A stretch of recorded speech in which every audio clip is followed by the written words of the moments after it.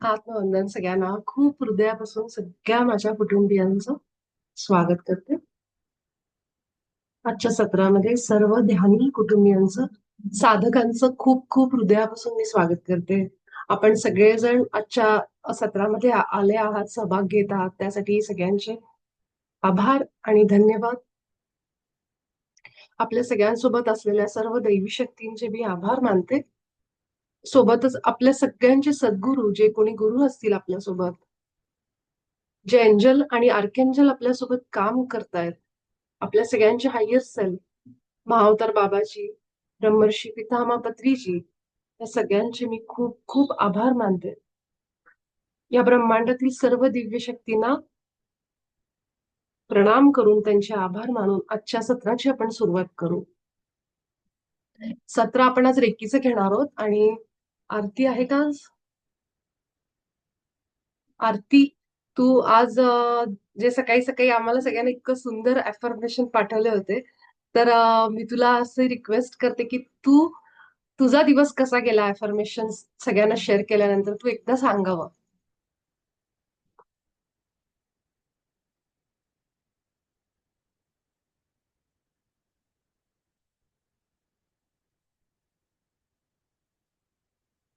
Hello. Hello.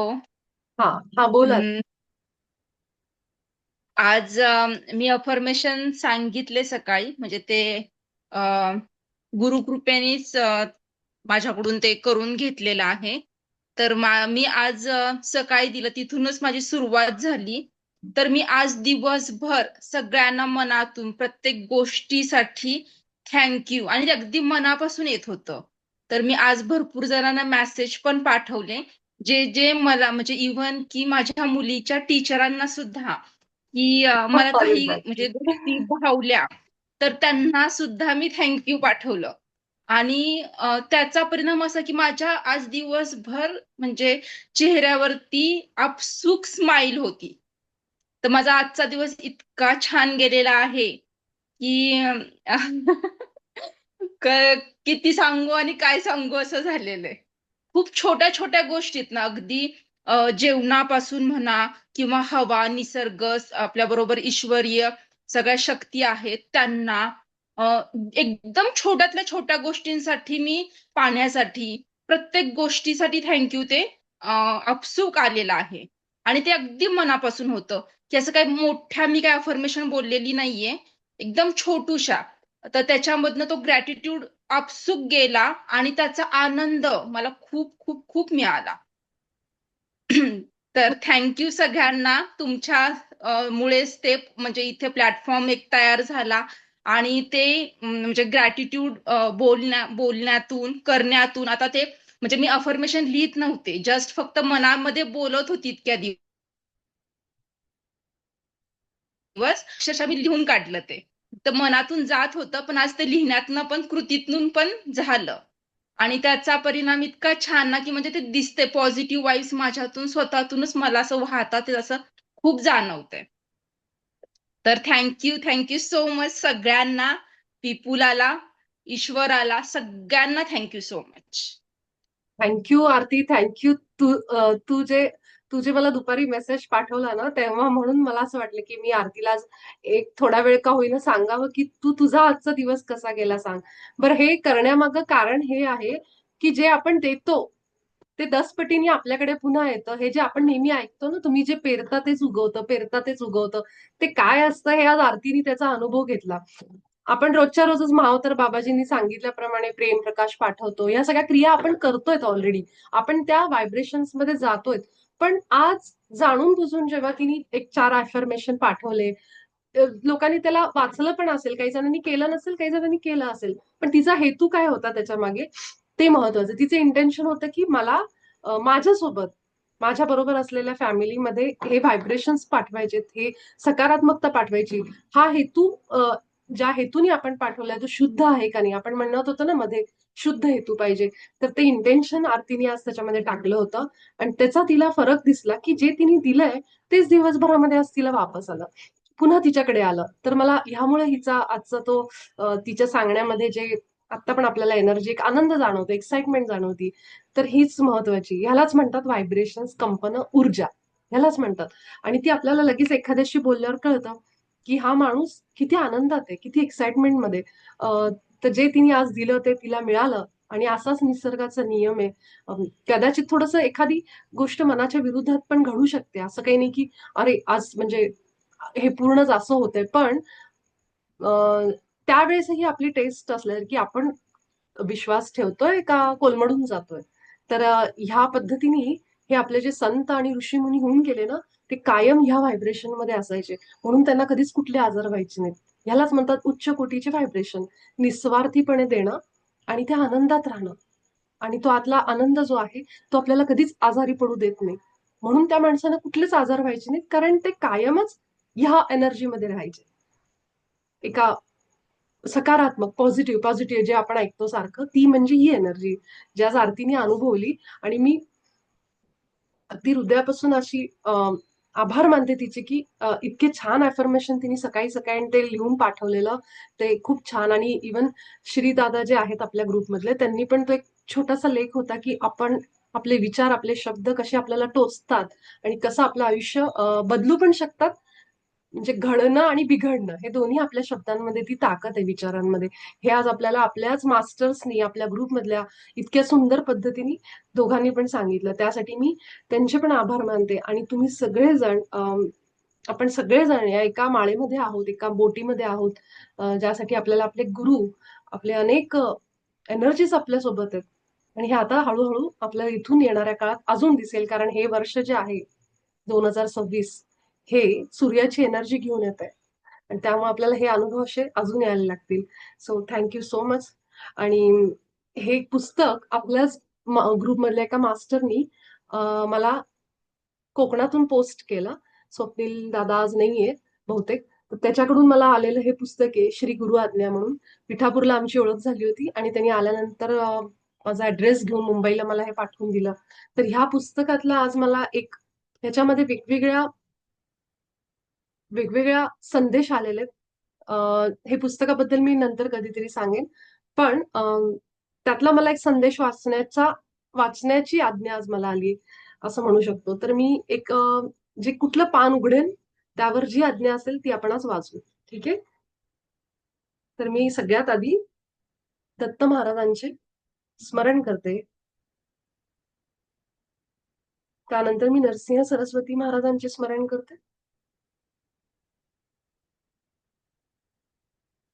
त्यांना प्रणाम करून आभार मानून आपण या पुस्तकातली एक आज्ञा वाचू. कुठलीही जी आमच्या सर्वांच्या हिताची आहे अशी आज्ञा आम्हाला दाखवावी.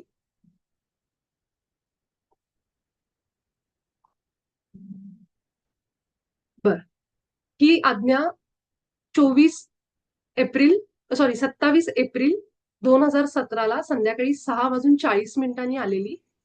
श्री गुरु नरसिंह सरस्वती स्वामी महाराज यांची आज्ञा. पान नंबर 109 वरची आज्ञा आहे. आणि ती मी आज्ञा वाचून दाखवते. जो भक्त या युगामध्ये मनास स्थिर ठेवून गुरुभक्तीमध्ये मनास लीन करण्याचा सतत प्रयत्न करतो, तो या युगामध्ये माझी प्रचिती व अनुभूती प्राप्त करू शकतो. जो या युगामध्ये माझा सतत ध्यास व स्मरण ठेवतो, अशा भक्तास येणाऱ्या संकटाचे निवारण करतो व तो सतत माझ्या कृपादृष्टीस पात्र ठरतो. त्याच्या प्रत्येक कृपादृष्टीस माझा शुभ आशीर्वाद असतो व करणाऱ्या कोणत्याही कार्यामध्ये माझी पूर्ण कृपादृष्टी असते व त्याच्या पाठीशी मी सतत असतो. तर ही आज्ञा आपल्याला आज महाराजांची इच्छा होती की आपण वाचावी. पहिलं वाक्य पुन्हा एकदा वाचते. जो भक्त ह्या युगामध्ये कलियुगामध्ये मनाला स्थिर ठेवून गुरुभक्तीमध्ये मनाला लीन करण्याचा सतत प्रयत्न करतो, तो या युगामध्ये माझी प्रचिती व अनुभूती प्राप्त करू शकतो. मनाला स्थिर ठेवून हे वाक्य आपल्यासाठी महत्वाचं आहे. मनाला स्थिर ठेवणं, कारण तेच सगळ्यात अवघड जॉब आहे. आपण बाकी सगळं मिळवू शकतो, पण मन शांत करणं, त्याला स्थिर ठेवणं, त्याला संथ एका जागेवर स्टेबल ठेवणं, हे ह्याच्यासाठीच आपण ही सगळी साधना करतोय. म्हणजे आजचा जो आज्ञा आपण जी वाचली ती आपल्या साधनेसाठी किती उपयुक्त आहे हे या पुस्तकातून मला म्हणजे या आदेशातून संदेशातून मला हे समजलं की आपल्या साधनेशी हे किती जुळलेली आज्ञा आली बघा. ह्याच्यामध्ये अनेक आज्ञा आहेत त्या आपण अशाच अधूनमधून वाचत जाऊ की आपल्यासाठी काय महत्वाचं आहे. पण आजचा संदेश त्याच्यासाठी की जो मनाला स्थिर ठेवतो आणि माझ्या स्मरणामध्ये राहतो त्याला त्याच्यावर माझी कृपादृष्टी राहते. तर मनाला स्थिर करायचं साधन कुठलंय? नामस्मरण करू शकता, रेकी करू शकता, ध्यान करू शकता. तर ही साधनं आपल्या मनाला स्थिर करतात. अजून कुठलंय? तुम्ही एखाद्या कलामध्ये करत असाल, पेंटिंग करत असाल, डान्स करत असाल, स्वयंपाक करत असाल, जे कुठलं काम करत असाल, ज्याला एकाग्रता लागते. इवन ते मणी सुईमध्ये ओवायचं काम आहे ना, ते सुद्धा करताना तुम्हाला नीट बघावं लागतं. एक-एक मणी, जे ज्वेलरी डिझायनिंग वगैरे असं कुठलंही काम जिथं आपल्याला फोकस लागतो, विचार शांत होतात आपोआप आपले. तर अशा सगळ्या कला ज्या असतात त्याच्यामध्ये आपलं मन स्थिर होत असतं. आणि म्हणून तो काल जो मेसेज आला होता की ज्यांना अशी काही कला जमते, ज्यांना आवड आहे त्यांनी जरूर ते सुरू ठेवा. जसं आज पुष्पलता काकूंचं आपण बघितलं त्याप्रमाणे प्रत्येकामध्ये आहेत मला माहितीये. तर आपल्याला जे आवडतं ते जरूर सुरू ठेवा. आणि आजची गुरु आज्ञेसाठी आपण दत्त महाराजांचे, नरसिंह सरस्वती महाराजांचे अनेक अनेक आभार मानू. त्यांनी आपल्या ग्रुपला साजेशा जुळणारा असा मेसेज आपल्याला सगळ्यांना दिलाय. त्यांना परत एकदा वंदन करून, स्मरण करून, प्रणाम करून, आभार मानून आपण सगळेजण आजच्या आपल्या साधनेकडे वळू. तर आज आपण रेकी घेणार आहोत. त्याच्या आधी आपण थोडंसं डीप ब्रीथिंग सुरुवात करू. तर आपले डोळे मिटून आरामात आपण ज्या जागेवर आहोत तिथे पाठीला टेकून आरामात बसा.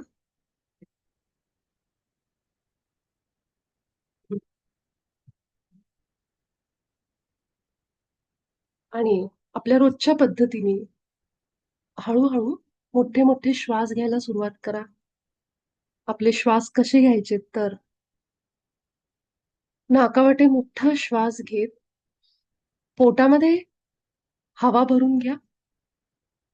एखाद्या फुग्याप्रमाणे आपण कसं पोट फुलवतो, एखाद्या फुग्यामध्ये जशी हवा भरतो अगदी त्या पद्धतीने आपलं पोट फुलवून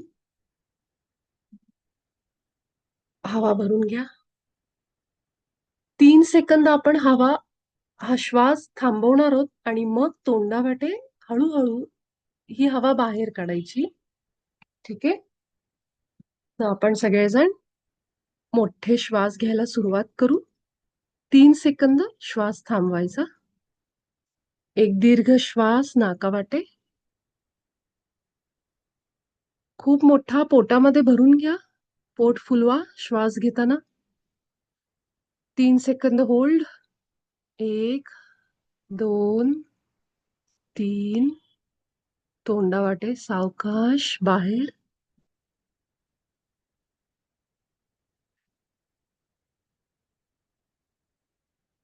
पुन्हा एकदा दीर्घ श्वास नाकातून डायरेक्ट पोटामध्ये जाऊ दे श्वास आपला. हळूहळू आत घ्यायचाय आणि 3 सेकंद थांबवायचंय. 1, 2, 3. तोंडावाटे हळूवार बाहेर काढा. आपण प्राणायाम नाही करत आहोत. आपण दीर्घ डीप ब्रीथिंग करतोय. त्यामुळे जितके हळू श्वास आत घेताय आणि जितके बाहेर काढताना हळूवार सोडताय तितका आपल्याला ह्याचा फायदा जाणवेल. क्रिया मी तुम्हाला सांगितली. आपापल्या सोयीनुसार सावकाश आत घ्या. दीर्घ श्वास नाकाने आतमध्ये. पोट फुलवा. 1, 2, 3. सावकाश तोंडावाटे बाहेर.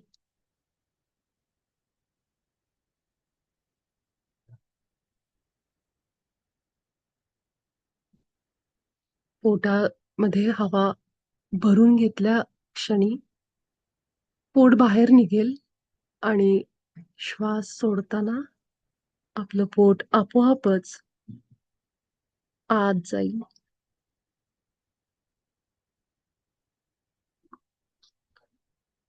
पुन्हा एक दीर्घ श्वास आपण घेऊ. नाकाद्वारे पोटामध्ये पोट फुलवून आता श्वास न थांबवता सावकाश आपल्या नाकानीच बाहेर सोडा.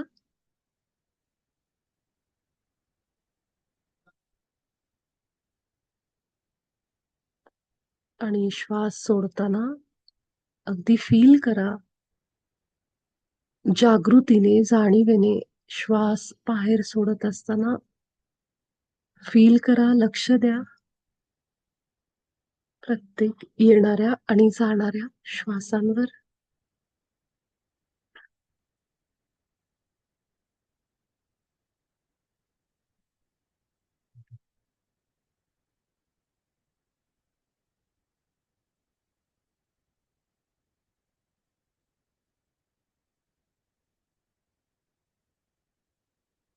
अजून 2 मिनिटं आपण या पद्धतीने दीर्घ श्वासांमध्ये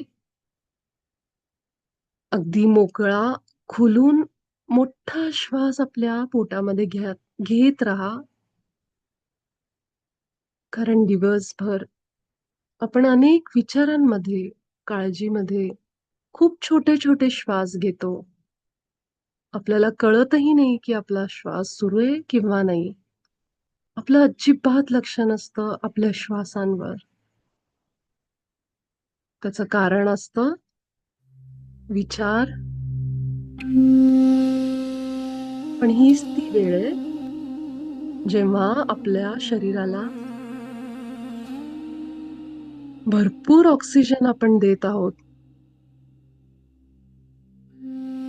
आणि श्वासांवर लक्ष ठेवत ठेवत ही क्रिया अगदी जवळून बघत आहोत. पोटासोबतच तुम्हाला जाणवेल ही छाती सुद्धा दीर्घ श्वासाच्या वेळी बाहेरच्या बाजूला येते आणि सोडताना आपल्या नॉर्मल पोझिशनला आपलं पोट आणि छाती हा प्राणवायू आपल्या पोटात, छातीत भरून घ्या भरपूर प्रमाणात, जितका मावेल तितका.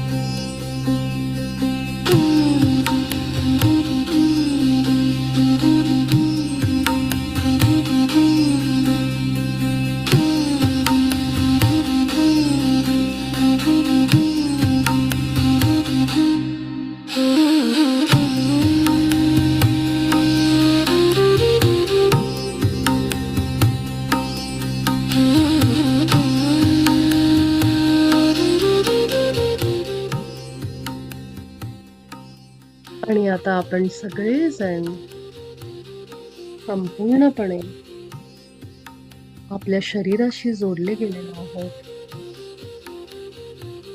वर्तमान क्षणामध्ये आलो आहोत. स्थिर झालो आहोत. आपल्या श्वासांसोबत आहोत. आणि आता आपले दोन्ही हात आपल्या मांडीवर ठेवायचे. आपल्या हृदयावर जायचंय आणि प्रार्थना करायची. हे रेकी माता, तू ब्रह्मांडातील दिव्य शक्ती आहेस आणि तू माझ्या हातामध्ये ये. आणि मला पूर्ण बरं कर, ऊर्जावान कर. माझा हेतू शुद्ध आहे. माझं आणि सृष्टीचं हित यासाठी मी तुझं आवाहन करते, तुला बोलवते.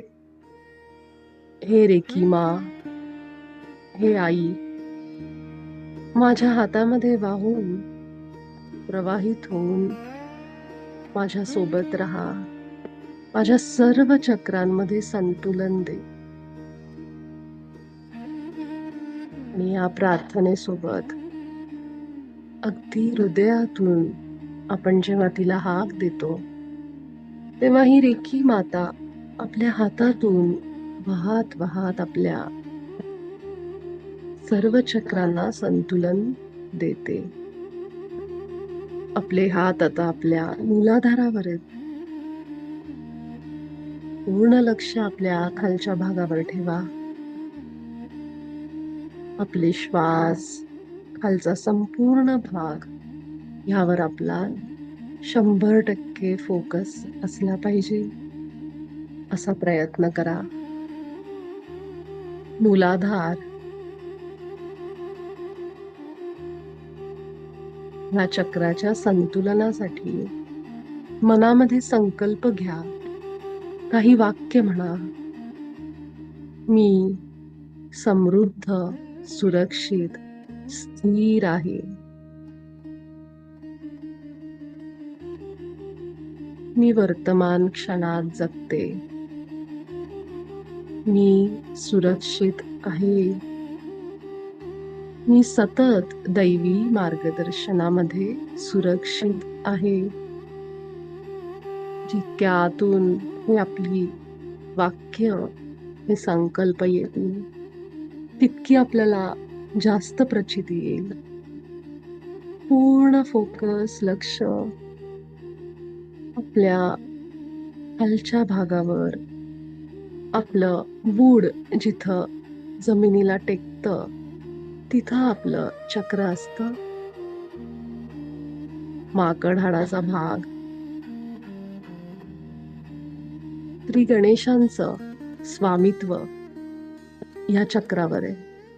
त्यामुळं लाल रंगाची ऊर्जा इथं कल्पना करा. आपल्या या भागामध्ये शरीराच्या बुडावर गोलाकार लाल रंग फिरतोय. अशी कल्पना करा. खालीच लक्ष ठेवा. अजून 1 मिनिट पूर्ण लक्ष मूलाधारावरच.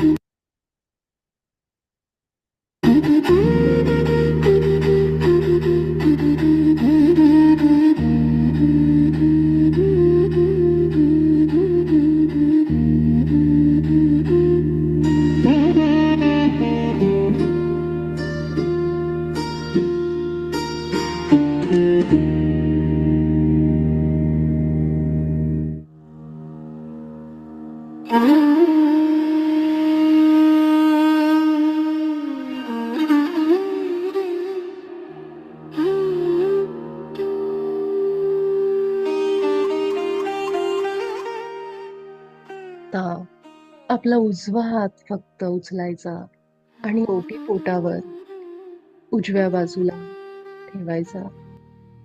आपला डावा हात खालीच राहू द्या, आपल्या मांडीवर डाव्या बाजूला. आपण स्वादिष्ठान आणि मूलाधार या दोन्ही चक्रांना ऊर्जावान बनवत आहोत, संतुलनात आणत आहोत. आपला पूर्ण फोकस ओटीपोट आणि खालचा भाग इथंच ठेवा. केवळ श्वास आणि आपलं लक्ष खाली दुसरा कोणताही विचार, काळजी, चिंता ह्या क्षणाला आपल्या मनात नको. रेकी शक्ती आपल्या ह्या चक्रांमध्ये प्रवाहित होतीये. अशा वेळी आपण तिला मदत करू. आपल्या फोकसनी, एकाग्रतेनी बाकी सगळं काम रेकी मा आपल्यासाठी करते.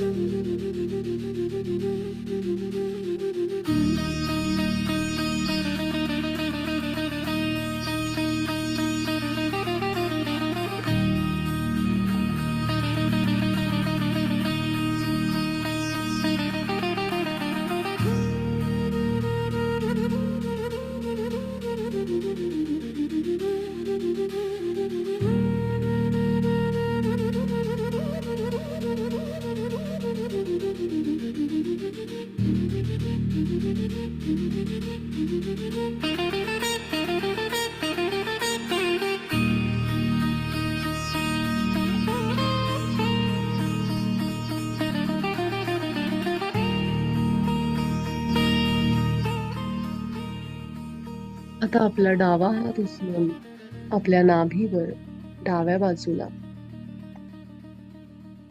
आणि उजवा हात खालीच ठेवा स्वादिष्ठानावर. सध्या तरी अजून काही क्षण आपला उजवा हात स्वादिष्ठानावरच.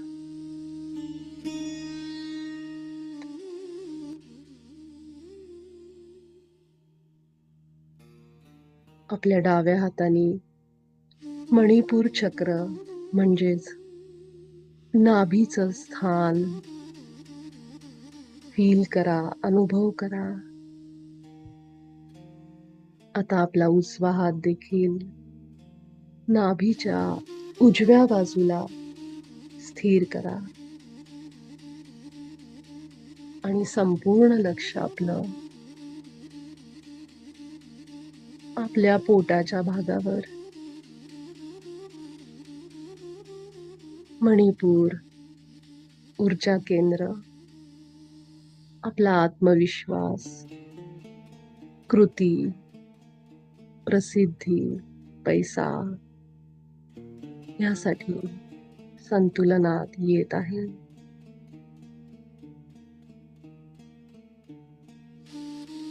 आपल्या सगळ्यांच्या चक्रांमध्ये चोकुरे सेहेकी होन्शजशुनेन ही चिन्ह काम करत आहेत. असा संकल्प मी आत्ता रेकी मातेला देते. ज्यांना ती चिन्ह आठवतायत आपल्या हाताद्वारे मणिपूर चक्रामध्ये जात आहेत अशी कल्पना करू शकता.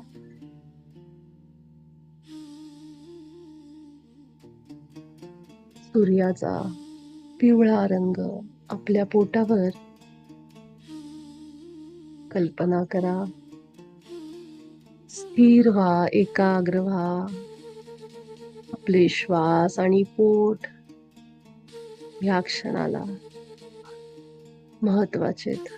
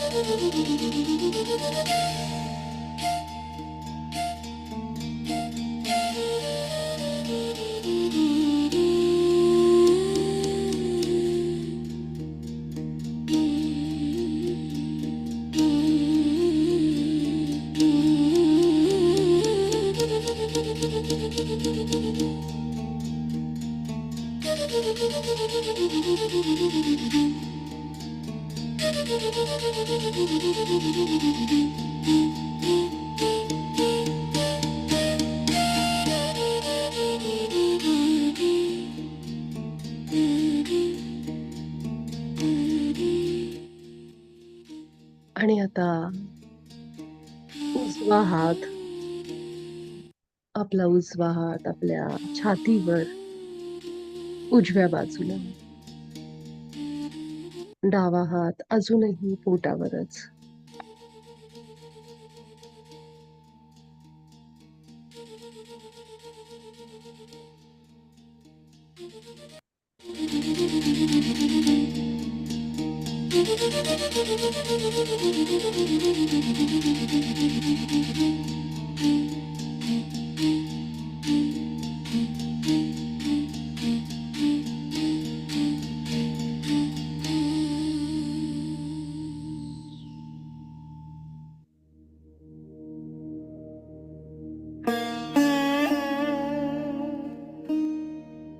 आणि आता डावा हात उचलून छातीवर, डाव्या बाजूला. संपूर्ण लक्ष आपल्या हृदय स्थानावर, छातीवर. प्रेमाचा, करुणेचा अनुभव घ्या. आपल्या हृदयातून संपूर्ण सृष्टीला, आपल्या क्रिएटरला, ज्यांनी आपल्याला निर्माण केलंय, रेखी मातेला खूप प्रेम पाठवा. तितक्या पटींनी, अनेक पटींनी हे प्रेम आपल्या हृदयात पुन्हा उत्पन्न होईल.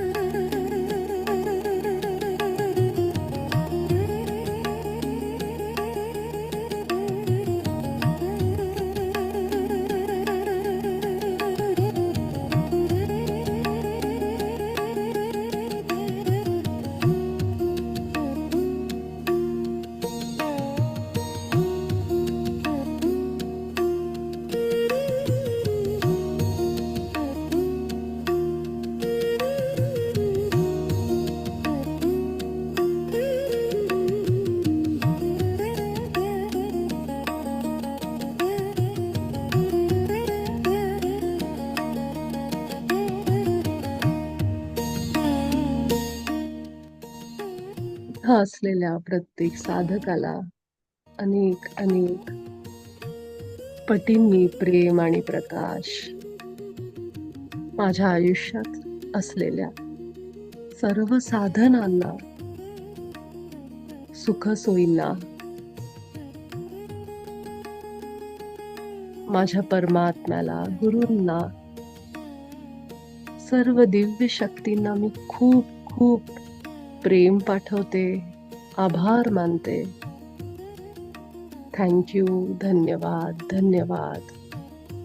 असे भाव आपल्या मनामध्ये, हृदयामध्ये ठेवा.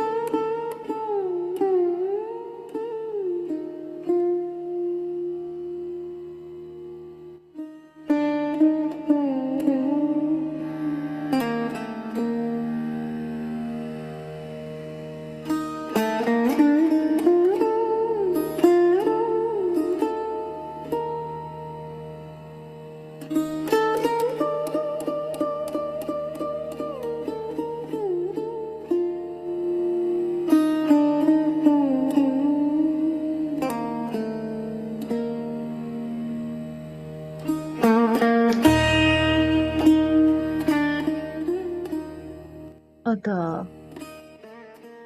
आपला उजवा हात आपल्या विशुद्धीवर, गळ्यावर, उजव्या बाजूला आणि डावा हात आपल्या आज्ञाचक्रावर, कपाळावर ठेवा.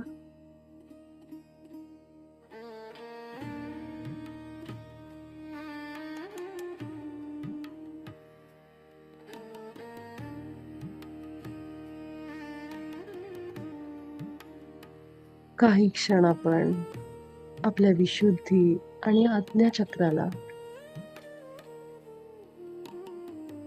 रेकी शक्ती देत आहोत.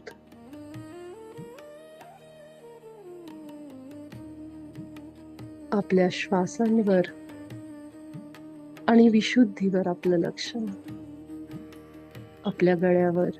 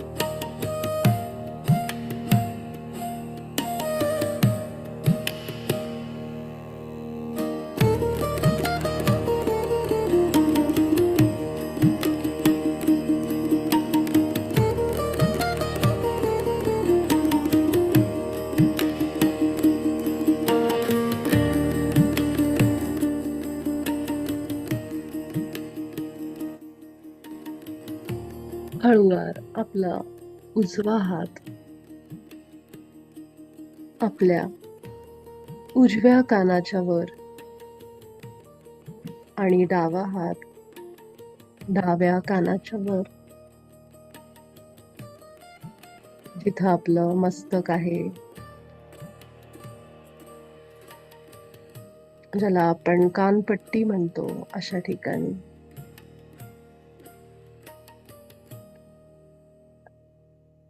ह्याच अवस्थेमध्ये काही क्षण राहत आपण आपल्या मस्तकाला स्थिर झालेला अनुभव करू.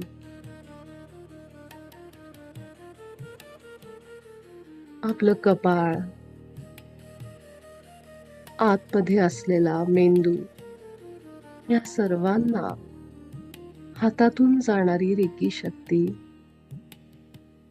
संतुलनात आणते. फील करा आपल्या आतमध्ये जाऊन आपलं डोकं बघण्याचा. आणि आपण भेटू उद्याच्या सत्रात. आपल्या वेळेनुसार या सत्रातून बाहेर या. धन्यवाद.